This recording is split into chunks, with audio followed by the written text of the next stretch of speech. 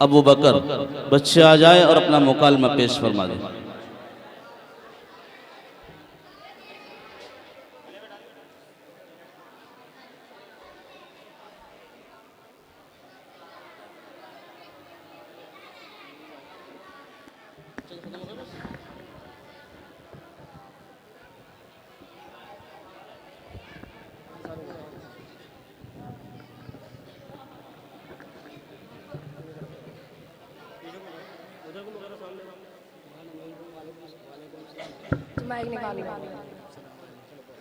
अस्सलाम मस्जिद उम्र साबिर बख्श बिजनौर से आ रहा हूँ और हमारे मदरसे में ईद उल फितर के 2-4 दिन बाद दाखिला शुरू हो जाते हैं।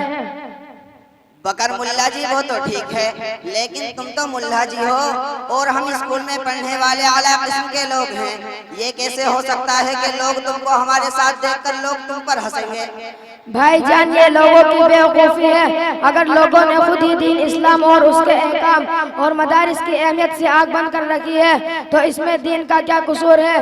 देखो भैया, अम्मी बताती थी कि चमगादड़ को दिन में दिखता नहीं और इसी तरह चौधरी के चांद पर कुत्ते भौंकते हैं, तो इसमें चांद का क्या कसूर है? वो तो ठीक है, लेकिन देखो बकर मुल्ला जी, हम लोग तो स्कूल में पढ़ते हैं और हमारे पापा ये कहते हैं जो बच्चे स्कूल में पढ़ते हैं उनको अच्छी अच्छी नौकरी और खूब ऊंची ऊंची सैलरी मिलती है। और हमारे पापा ये भी कहते हैं जो बच्चे मदरसे में पढ़ाई करते हैं जैसे तुम हो तो उनको नौकरी भी नहीं मिलती और ऊंची ऊंची सैलरी भी नहीं मिलती। 5-7 हज़ार रुपये के लिए तुम लोग सारा दिन लोगों की खिदमत करते हो और उसके बावजूद भी तुमको कुछ खास इज्जत नहीं मिल पाती। और मैं तो ये सोच रहा हूँ 5-7 हज़ार रुपयों में तुम लोगों के खर्च कैसे पूरे होते होंगे। देखो भाई, असल बात तो ये है कि जो हमारे उस्ताद मोहतरम हजरत मौलाना वकारी मोहम्मद शमसाद मरहूम साहब, अल्लाह तबारक व तआला उनकी कब्र को नूर से मुनव्वर फरमाए, अल्लाह ताला उनको जन्नत में आले इल्लीन में जगह नसीब फरमाए। वो फरमाया करते थे कि हम जो नौकरियां करते हैं वो दुनिया के कमाने के लिए नहीं करते बल्कि खिदमत खल्क और अल्लाह तबारक व तआला को राजी करने के लिए करते हैं। इस पढ़ाई से हम कुरान समझेंगे, हदीस से पढ़ेंगे और लोगों को दीन की बातें बताएंगे। और वो ये भी फरमाया करते थे कि हम अल्लाह तबारक व तआला कल क़यामत के दिन ये ना पूछेगा कि ABC के माने बताओ, बल्कि कल क़यामत के दिन दीन के मुतालिक सवाल होंगे और राह खर्च पूरा होने का सवाल। तो अल्लाह ने कुरान करीम में इरशाद फरमाया है, अऊज़ु बिल्लाहि मिनश शैतानिर रजीम, बिस्मिल्लाहिर रहमानिर रहीम, वमा मिन दाब्बतिन फिल अर्ज़ि इल्ला अल्लाह रिज़्क़ुहा, के जमीन में जितनी भी चीजें हैं उन सब का रिज़्क़ का जिम्मा अल्लाह ताला पर है। अरे तो क्या हुआ, आखिर हम भी तो मुसलमान ही है, हम भी कुछ ना कुछ बता ही देंगे, हमें भी दीन के बारे में बहुत सी मालूमात है। अरे तुम क्या समझते हो, हम बिल्कुल अनाड़ी है, आखिरकार हम भी इंग्लिश मीडियम में पढ़ते हैं, सब कुछ जानते हैं। अच्छा दानिश भाई, तो आप सबसे पहले ये जान लीजिए कि आपने जो सलाम का जवाब दिया वो गलत है। वालेकुम सलाम नहीं होता बल्कि वालेकुम अस्सलाम होता है। और दूसरी बात यह है कि अगर आपको कलिमा आता है तो आप सिर्फ पहला कलिमा सुना दीजिए और फिर मुझसे सुन लीजिए। हाँ हाँ, क्यों नहीं, इतनी सी बात तो सुनो। पहला कलमा तैयब, तैयब माने पाक, ला इलाहा इल्लल्लाहु मुहम्मदुन रसूलुल्लाह। चल छोटे तू भी सुना दे।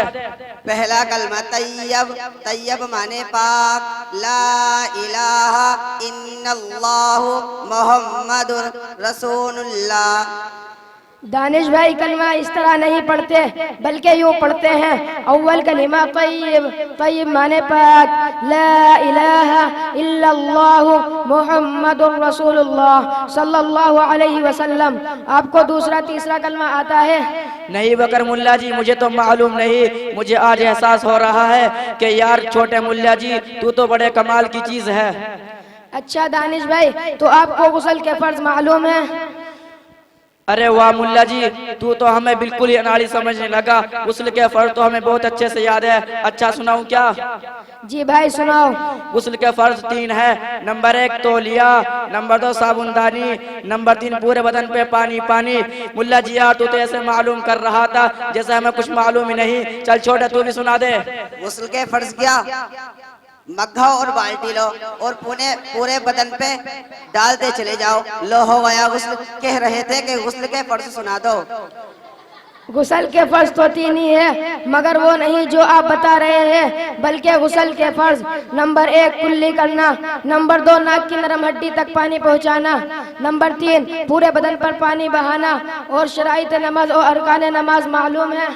नहीं मुल्ला जी मालूम तो नहीं, मगर आप ही बता दीजिए। देखिए शराइत नमाज तो 7 है। नंबर 1 बदन का पाक होना, नंबर 2 कपड़ों का पाक होना, नंबर 3 जगह का पाक होना, नंबर 4 सतर का छुपाना, नंबर 5 नमाज का वक्त होना, नंबर 5 किबले की तरफ मुंह करना, नंबर 7 नमाज का वक्त कायदा नियत करना। और अरकान नमाज 6 है। नंबर 1 तकबीर तहरीमा कहना, नंबर 2 क़याम करना, नंबर 3 क़िरात करना, नंबर 4 रुकू करना, नंबर 5 दोनों सजदे करना, नंबर 6 क़ायदा आखिरा में अत्तहियात पढ़ने की मिक़दार बैठना। बाप रे बाप, अरे इतना मुश्किल सवाल मैं तो कभी सोच भी नहीं सकता का कि तुझे दीन के बारे में इतनी जानकारी और इतनी नॉलेज है। और अगर मुल्ला जी हम तो तुझे बहुत घटिया समझते थे, और पापा भी यही कहते थे कि तुझे नौकरी नहीं मिलेगी। और हम अगर इंग्लिश मीडियम में पढ़ने वाले, लेकिन सही से कलमा भी नहीं पढ़ पा रहे हैं। और हमने ये अब पक्का इरादा किया है कि हम इंग्लिश के साथ साथ स्कूल ही पढ़ने जाएंगे। क्यों छोटे, तू क्या कहता है? हाँ हाँ क्यों नहीं, ये तो बहुत जरूरी है, वरना हमारी आखिरत बिल्कुल बर्बाद हो जाएगी। मौलाना अबू बकर साहब, आप कौन से मदरसे में पढ़ते हैं और आपके मदरसे में कब दाखिले शुरू होते हैं? मैं मदरसा जामिउल उलूम जामा मस्जिद उम्र साबिल बख्श बिजनौर में तालीम हासिल कर रहा हूँ। और हमारे मदरसे में ईद उल फित्र के 2-4 दिन बाद दाखिले शुरू हो जाते हैं। और अगर आपको अपना या अपने किसी भाई का दाखिला कराना हो तो ईद उल फित्र के 2-4 दिन बाद आकर हमारे उस्ताद मोहतरम से राब्ता कर लें। मौलाना अबू बकर साहब, एक बात और बतला दीजिए, आपके मदरसे में कौन कौन सी तालीम होती है? भाई फ़िलहाल तो हमारे मदरसे में कुरान करीम की तालीम चल रही है, लेकिन मैंने अपने असातिज़ा से सुना है कि माजी में यहाँ कुरान करीम की तालीम के साथ साथ हिंदी, इंग्लिश और अरबी और फ़ारसी के तालीम का सिलसिला जारी रहा। लेकिन पिछले सालों जमाअत ना बन पाने की वजह से ये सिलसिला ख़त्म हो गया, जिसकी वजह से हमारे हज़रत मौलाना वक़ारी मोहम्मद शमसाद मरहूम साहब फ़िक्रमंद रहा करते थे और ये तमन्ना करते थे कि हमारे मदरसे में हिंदी, इंग्लिश और अरबी और फारसी का तालीम का सिलसिला दोबारा शुरू हो जाए।